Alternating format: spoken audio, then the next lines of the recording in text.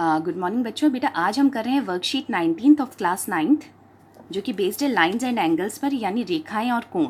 और उसमें से भी आज का हमारा टॉपिक है कोण यानी एंगल्स। अब देखो बेटा, एंगल्स होते क्या हैं, सबसे पहले तो हम ये समझते हैं।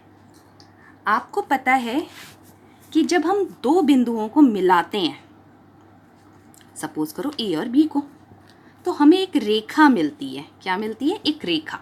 और उसी रेखा को अगर मैं आगे बढ़ाती चली जाऊँ इनफाइनाइट, मतलब जहाँ पे उसका अंत ना हो, बस उसको बढ़ाते चले गए, तो हमें मिलती है एक किरण। क्या मिलती है? एक किरण। उसी तरीके से अगर सपोज करो यहाँ से भी मैंने एक और बिंदु लिया सी, और मैंने एक और रेखा बनाई और उस रेखा को भी मैं आगे बढ़ाती चली गई, तो मेरे को एक और किरण मिल गई AC। तो ये मेरी किरण है। किरण वो होती है जिसका एक पॉइंट फिक्स्ड होता है और एक पॉइंट को आप बढ़ाते चले जाते हैं। ठीक है, तो ये हमारी जो दो रेखाएं हैं, ये जो हमारी जो दो किरणें हैं, एक्चुअल में जो दो किरणें हैं, ये जहाँ जुड़ती हैं बेटा, दो किरणों को जोड़ के आपको एक एंगल मिलता है, एक कोण मिलता है। ठीक है बेटा, इसको हम कोण कहते हैं। तो अब आपको कोण में पता लग रहा है कि दो रेखाएं मिलकर, दो रेज मिलकर एक एंगल बनाते हैं। ये जो दो रेज जिस पॉइंट पे मिलती हैं, यानी ये वाला जो पॉइंट है, ये जो दो रेज हमारी मिली हैं इस पॉइंट पे, इस पॉइंट को हम कहते हैं कॉमन वर्टेक्स, यानी उभयनिष्ठ शीर्ष, उभयनिष्ठ शीर्ष। ऐसे ही ये वाली जो है हमारी भुजाएं हैं। क्या है बेटा? ये साइड्स हैं एंगल की। तो अब आपको एंगल्स में दो चीजें दिखेंगी, एक तो आपको वर्टेक्स दिखेगा, शीर्ष दिखेगा, और आपको दो साइड्स दिखेंगी, दो भुजाएं दिखेंगी। तो वो आपका मिलकर एक एंगल बन जाता है। अब इस वर्कशीट में आपको पहली एक फिगर दे रखी है जिसमें दे रखे हैं एडजेसेंट एंगल्स, यानी आसन कोण। अब ये होते क्या है बेटा? जब भी दो एंगल्स आपस में मिले हुए होते हैं तो हम उन्हें आसन कोण बोलते हैं। अब कैसे मिले होते हैं?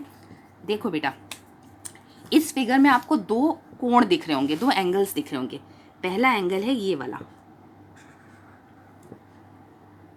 ठीक है, ये आपका पहला एंगल है। दूसरा एंगल है ये वाला।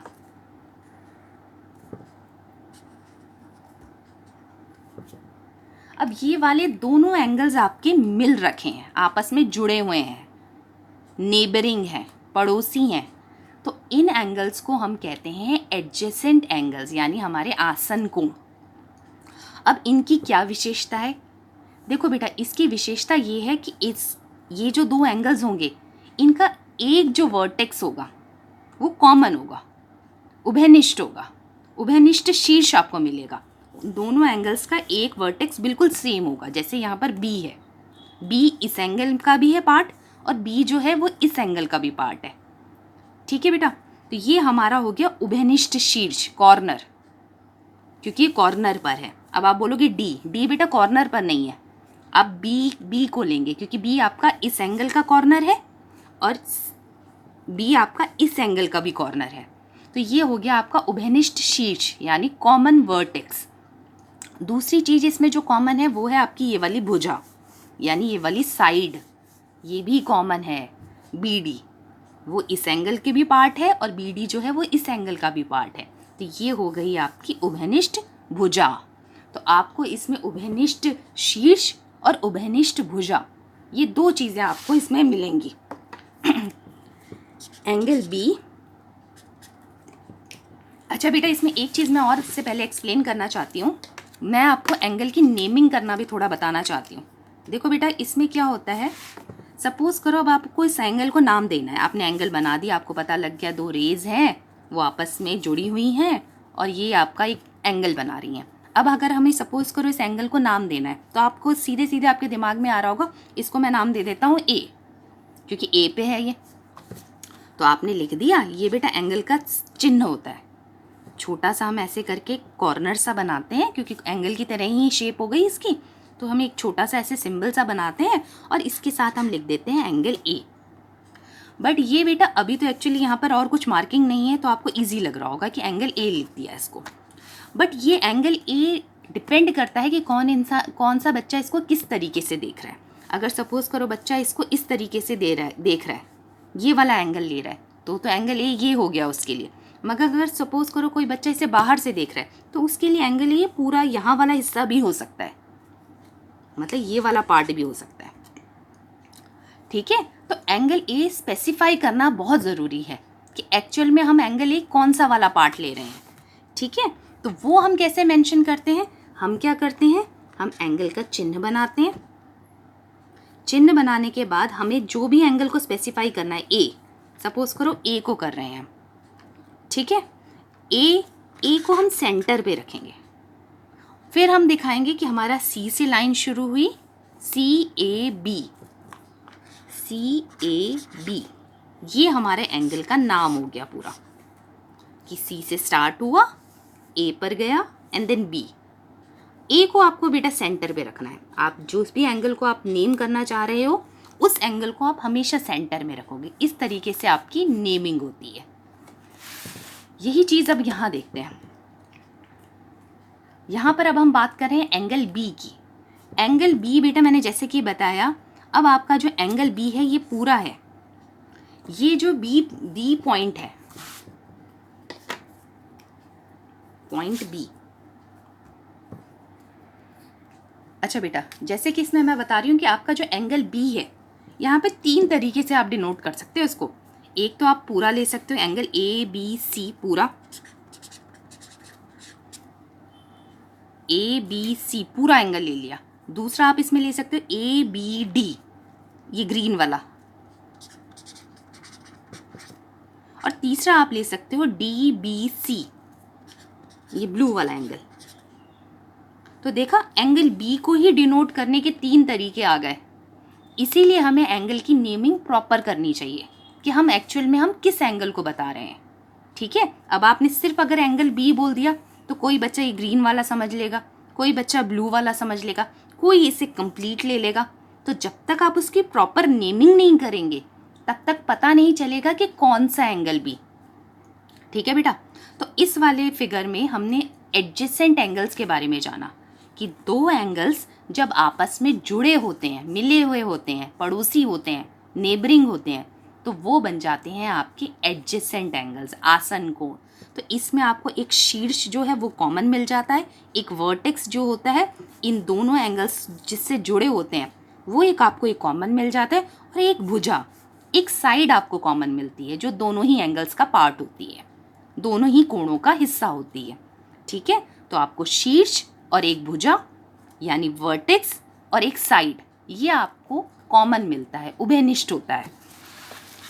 दूसरी फिगर आपको दे रखी है, यहाँ पर आपको 2 एंगल्स ऐसे दे रखे हैं बेटा, जिनको अगर आप जोड़ोगे तो आपको एक समकोण प्राप्त होगा, यानी एक राइट एंगल मिलेगा।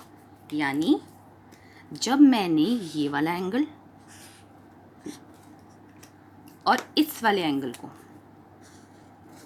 मैंने ज्वाइन किया, जोड़ा, तो बेटा आप देख सकते हो कि मुझे एक राइट एंगल मिल रहा है। ये 90 डिग्री का आपको एक कोण मिल रहा है, राइट एंगल। ठीक है, ये दोनों एंगल्स मिलाकर एक 90 डिग्री का कोण बना रहे हैं। देखो ये परपेंडिकुलर लाइन, आप देख सकते हो ना कि ये एक आपको एक 90 डिग्री का एंगल मिल रहा है। तो ये वाले जो कोण होते हैं, ये वाले जो एडजेसेंट एंगल्स होते हैं, जब 2 एडजेसेंट एंगल्स, 2 आसन कोण जो पड़ोसी कोण हैं, वो मिलकर एक समकोण का निर्माण कर रहे हो कि दोनों एंगल्स को प्लस करके आपको एक 90 डिग्री मिल जाए, तो वो आपके हो जाते हैं पूरक कोण। क्या हो जाते हैं? पूरक कोण। अच्छा देखो बेटा, इसमें आपके जो 2 एंगल्स हैं, चलो उसकी नेमिंग करते हैं जल्दी से। पहले मैं इस ब्लू वाले एंगल की नेमिंग कर रही हूँ। क्यू मेरा सेंटर में है, तो मैं क्या करूँगी, क्यू को तो सेंटर में ही रखूँगी। पी से स्टार्ट होना है, क्यू पे गई और एस, और साथ में एंगल का चिन्ह लगाना है, सिंबल मेरे को मेंशन करना है। प्लस अब ग्रीन वाले की नेमिंग करते हैं। इसमें भी बेटा मेरा क्यू सेंटर में है, क्यू को मैंने सेंटर में ही रखा, एस से स्टार्ट किया, क्यू पे गए, आर तक पहुंच गए। इसके साथ भी एंगल का साइन लगा दिया और ये दोनों एंगल्स मिलकर मेरे बन रहे हैं 90 डिग्री। तो ये हो गए मेरे कॉम्प्लीमेंट्री एंगल्स यानी पूरक कोण। इनका नाम है पूरक कोण।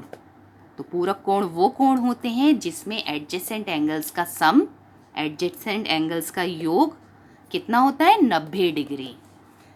ऐसे ही बेटा थर्ड फिगर में आपको दे रखा है कि यहाँ पे भी आपको 2 एडजेसेंट एंगल्स दे रखे हैं, मगर वो 2 एडजेसेंट एंगल्स का योग इस बार हो रहा है 180 डिग्री, यानी वो क्या बना रहे हैं, एक त्रिभुज कोण। क्या बना रहे हैं, एक त्रिभुज कोण बना रहे हैं। तो चलो इसमें से भी जल्दी से देखते हैं। ये मेरा है पहला वाला एडजेसेंट एंगल, पहला आसन कोण, और ये है बेटा मेरा दूसरा आसन कोण। और ये दोनों कोण आपके मिलकर बना रहे हैं 180 डिग्री, यानी एक त्रिभुज कोण बना रहे हैं। एक रेखा पर जो भी कोण हमारा एक सीधी रेखा पर बनता है वो त्रिभुज कोण होता है, स्ट्रेट एंगल होता है। तो यहाँ पर एक स्ट्रेट एंगल बन रहा है 180 डिग्री का। तो हम क्या करेंगे, उनको कहते हैं सप्लीमेंट्री एंगल्स यानी संपूरक कोण। तो चलो इसकी भी जल्दी से नेमिंग कर देते हैं। सबसे पहले कर देते हैं एन हमारा बेटा सेंटर में है। अगर मैं इस ब्लू वाले एंगल की नेमिंग कर रही हूँ तो मुझे दिख रहा है कि एन मेरा बीच में है, तो मैंने उसको एन को यहाँ लिखा। एम से स्टार्ट हुए, एन पे गए, ओ तक गए। आप दूसरी तरीके से भी जा सकते हो, ओ से स्टार्ट किया, एन पे गए, एम तक चले गए। आप चाहो तो इस तरीके से भी कर सकते हो, इसमें कोई प्रॉब्लम नहीं है। साथ में एंगल का चिन्ह लगाना ज़रूरी है क्योंकि हम कोण के बारे में बात कर रहे हैं। प्लस अब ग्रीन वाले एंगल पे जाते हैं।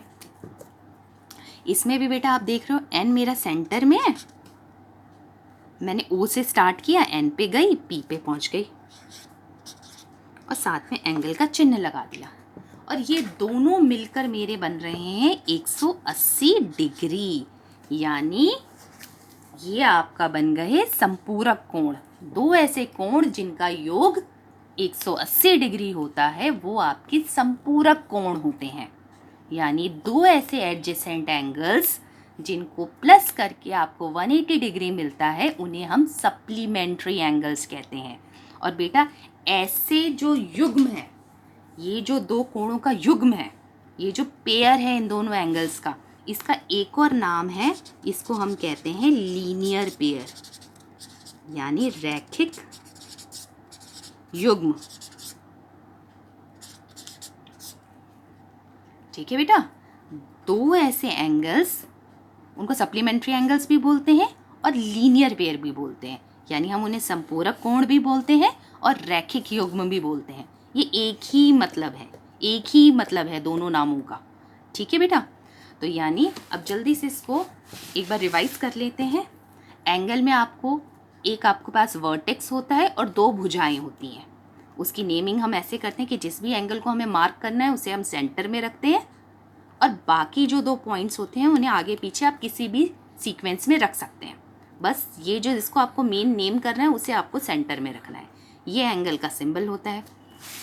एडजेसेंट एंगल्स कौन से होते हैं, जो 2 कोण जो आपस में जुड़े हुए होते हैं उनको हम आसन कोण कहते हैं, यानी एडजेसेंट एंगल्स कहते हैं। ऐसे ही 2 आसन कोणों का योग अगर 90 डिग्री है तो हम उसे कॉम्प्लीमेंट्री एंगल्स कहते हैं, यानी पूरक कोण। थर्ड, अगर 2 एडजेसेंट एंगल्स का योग, 2 आसन कोणों का सम 180 डिग्री आ रहा है, योग 180 डिग्री आ रहा है, तो हम उन्हें कॉम्प्लीमेंट्री एंगल्स कहते हैं, यानी संपूरक कोण कहते हैं, या फिर हम उन्हें लीनियर पेयर या रैखिक युग्म भी बोल सकते हैं। ओके बेटा, थैंक यू।